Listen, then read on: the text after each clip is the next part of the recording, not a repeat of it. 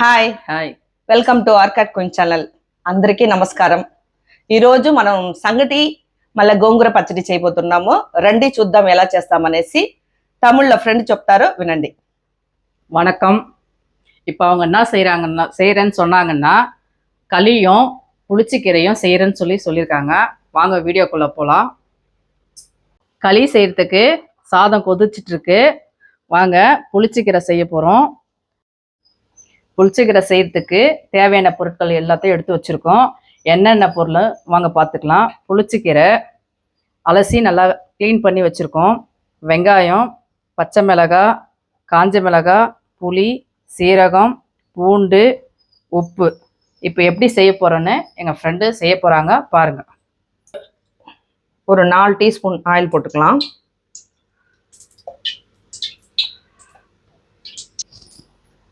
ஒரு 5-6 பச்சை மிளகாவை இப்படி உடைச்சி போட்டுக்கோங்க. எல்லாம் வெடிக்கும். காஞ்ச மிளகாய் போட்டுக்கலாம். சீரகம் போட்டுக்கலாம். பூண்டு போட்டுக்கலாம்.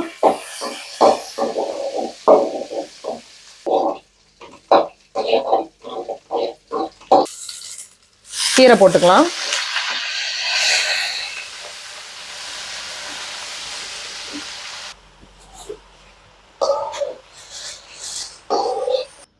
கொஞ்சமா தண்ணி ஊற்றிக்கலாம். ஒரு 1/2 கிளாஸ். இந்த கிளாஸ்ல 1/2 கிளாஸ் ஊற்றிருக்கோம்.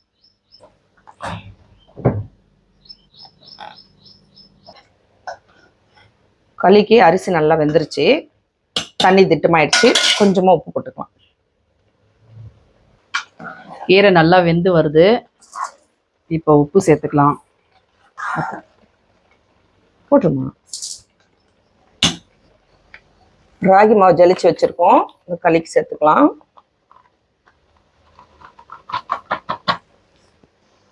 கேழ்வரகு மாவு போட்டாச்சு. கொஞ்ச நேரம் மூடி வச்சிடலாம். ஒரு 5 மினிட்ஸ் மாவு வேகட்டும். ஃப்ரெண்ட்ஸ், கீரை தண்ணி ஊற்றி திட்டமாக வெந்துட்டு இருக்கு. நல்லா வெந்துருச்சு. இப்போ என்னன்னா நம்ம இதை வேக வச்சு தண்ணி இருக்காம செஞ்சுட்டு இருக்கோம். களிக்கு தொட்டுன்னு சாப்பிட்றதுக்காக. இதில் கால்சியம், அயன் இருக்கு. முடி கொட்டுறது ஸ்டாப் ஆகும். நிறைய பேர் இது கோல்டு ஆயிடும்னு சொல்லிட்டு வேக வச்சு தண்ணி இருத்துட்டு செய்வாங்க. அப்படியும் செய்யலாம். சில பேருக்கு ஆகாது கோல்டு ஆயிடும்னு. ஆனால் இப்போ செய்யறது இதில் கால்சியம், அயன் அப்படியே இருக்கும். இது வீக்லி ஒன்ஸ் சாப்பிட்டீங்கன்னா முடி கொட்டுறது ஸ்டாப் ஆகும். கன்ஃபார்ம். முடி நல்லா கருன்னு இருக்கும். கரெக்டாக ஒரு சின்ன எலுமிச்சை பழம் சைஸு புளி போட்டுக்கலாம். எதிர் புளின்னு சொல்லுவாங்க. போட்டால் 2 நாள் வச்சு கூட சாப்பிடலாம். கெடாமல் இருக்கும். அதுக்கு தான் போடுறோம்.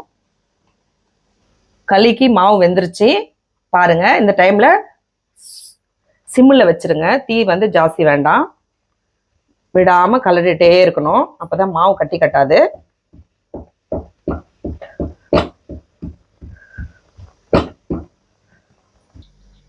கேஸ் மேலே ஒரே கையில் கலர முடியாது. கொஞ்சம் நல்லா 4 கலர் கிளறிட்டு இறக்கி கீழே வச்சுட்டு துணி பிடிச்சி இப்படி வச்சுக்கிட்டு இப்படி நல்லா 2 கையில் கிளறி திருப்பி விடுங்க. மாவு கட்டி கட்டாமல் நல்லா வரும் களிக்கு.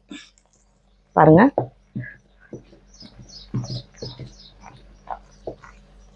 அந்த தண்ணிக்கும் மாவுக்கும் சரியா போயிடுச்சு. களி ரெடி ஆயிடுச்சு. நல்லா கலரியாச்சு. மரத்தட்டு ஈரம் பண்ணிக்கோங்க. இது எங்க அப்பா செஞ்சு கொடுத்தது. ஒரு 35 வருஷமா நான் யூஸ் பண்ணிட்டு இருக்கேன். பாருங்க, தேக்கு மரத்திலான மரத்தட்டுன்னு சொல்லுவாங்க. களி செய்யற தட்டுன்னு சொல்லுவாங்க. கொஞ்சமா களி எடுத்து ஈரத்துல போட்டாதாங்க ஒட்டாம வரும். ஈரம் பண்ணிட்டு இப்படி போட்டுக்கோங்க. சின்ன சின்னதாக தான் செய்ய போறேன். கை தொட்டுக்கோங்க. கை சூடா இருக்கும். கை தொட்டுட்டு தண்ணியில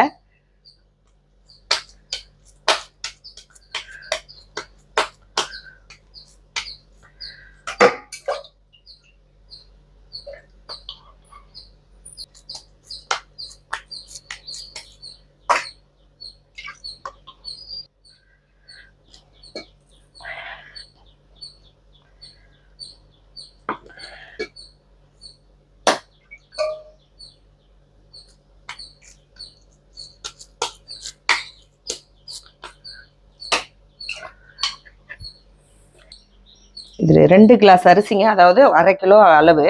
1 கப்பு மாவு. அதாவது ஒரு 1/4 கிலோ 200 கிராம் மாவு இருக்கும். அவ்வளோதான். இது மூடி வச்சு நல்லா வெந்தால் மட்டும்தாங்க கையில் ஒட்டாமல், தட்டுக்கு ஒட்டாமல் இந்த மாதிரி முத்தை வரும். இல்லைன்னா உருண்டையாக கட்டிடும். களி வந்து வாசம், பச்சை வாசம் வரும். இதுதான் பதம். பாருங்க ஒட்டாம எப்படி வருதுன்னு பாருங்க. ஒரு 4-5 பேர் சாப்பிடலாம். இந்த குட்டி உருண்டைக்கு சின்ன வயசுல நீ நானும் அப்படி சண்டை போடுவோம். இந்த குட்டி உருண்டை இப்ப யாருண்டா அது ஏன் உருண்டை இப்பயே சொல்லிட்டேன். கீரை நல்லா ஃபேன் காத்துல வச்சு ஆற வச்சிருக்கோம்.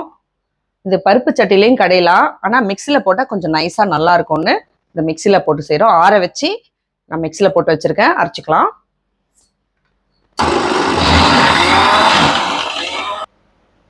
கோங்குரா நல்லா மிக்சியில போட்டு அரைச்சி வச்சிருக்கோம்.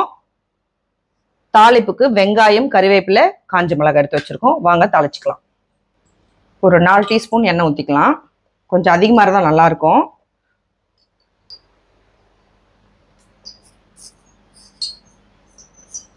எண்ணெய் காஞ்சிருச்சு. கொஞ்சமாக கடுகு போட்டுக்கலாம். கடுகு சொல்லலைன்னு நினைக்காதீங்க, தாளிப்புக்கு எல்லாருமே கடுகு போடுவாங்க as usual, அதனால தான் சொல்லலை. கடுகு நல்லா பொரிஞ்சிருச்சு. காஞ்ச மிளகாய் சேர்த்துக்கலாம்.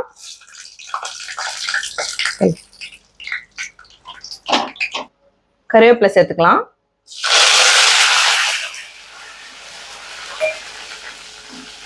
வெங்காயம் சேர்த்துக்கலாம். வெங்காயம் நல்லா கோல்டன் கலர்ல வரணும், அந்த அளவுக்கு வறுத்துக்கணும் நல்லா. வெங்காயம் நல்லா வதங்கி வருது. ஒரு சிட்டிகை ஒரு மஞ்சள் பொடி போட்டுக்கலாம், ஏன்னா இது நோய் கிருமி. கொஞ்சம் சால்ட்டும் சேர்த்துக்கலாம். கீரையில் உப்பு பார்த்துக்கோங்க, பார்த்துட்டு அதுக்கு தகுந்த மாதிரி போட்டுக்கோங்க. வெங்காயம் நல்லா வதங்கிடுச்சு. நம்ம புளிச்சக்கீரை கடைஞ்சி வச்சிருக்கோம், அதை சேர்த்துக்கலாம்.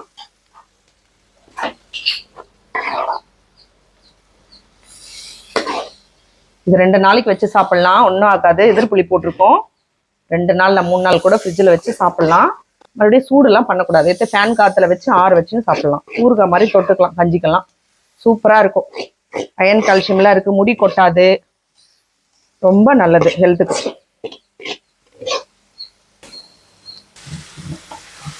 கோங்குரா பச்சடி எங்கள் ஊர் ஆந்திரா ஸ்டைலில் ரெடி ஆயிடுச்சு. களிக்கு சூப்பராக இருக்கும். வாங்க சாப்பிட்டு பார்த்துடலாம் எப்படி இருக்குன்னு. களி பாருங்க, சூப்பராக ரெடி ஆயிடுச்சு. கோங்குரா தொக்கு ரெடி ஆயிடுச்சு. இப்போ சாப்பிட போகிறோம். டேஸ்ட் எப்படி இருக்குன்னு பார்த்துடலாம் வாங்க. இப்போ பெரிய உருண்டை களி ஃப்ரெண்டு வச்சுருக்காங்க, ஃபஸ்ட்டு சாப்பிட போகிறாங்க. சாப்பிட்டு சொல்லட்டும். நீங்களும் ட்ரை பண்ணி பாருங்க. இதெல்லாம் ரொம்ப அபூர்வமான ஃபுட்டு, இதெல்லாம் வில்லேஜ் ஃபுட்டு. ஒரு காலத்தில் கழனியில் வேலை செய்கிறவங்களுக்கு களி புளிச்சிக்கிறதா செஞ்சு கொண்டு போய் கொடுப்போம். கரும்பு வெட்டும் போது, களை பறிக்கும் போது, நெல் நாற்று நடும் போதெல்லாம் இதை தான் கொண்டு போயிருக்கேன் நான் சின்ன வயசில். நான் சின்ன வயசில் கற்றுக்கிட்டது தான். எப்படிமா இருக்க? களியும் புளிச்சக்கீரையும் நான் இதுதான் ஃபர்ஸ்ட் டைம் சாப்பிட்றேன். இதுக்கு முன்னாடி நான் முருங்கைக்கீரை கூட களி சாப்பிட்ருக்கேன். ஆனால் இது ரொம்ப டிஃப்ரெண்ட்டாக இருக்குது, நல்லா இருக்குது டேஸ்ட்டு. எல்லாம் நீங்களும் ட்ரை பண்ணுங்க, சாப்பிடுங்க. செஞ்சு சாப்பிட்டுட்டு எப்படி இருக்குதுன்னு எங்களுக்கு கமெண்ட் பண்ணுங்க, சரிங்களா? சாப்பிடவே தேவையில்ல, தானாகவே உள்ளே போயிடுது. உண்மையிலே வேற லெவலில் இருக்குது, வேற டேஸ்ட்டில் இருக்குது. Super super. மீண்டும் ஒரு அடுத்த வீடியோவில் சந்திப்போம். பாய்.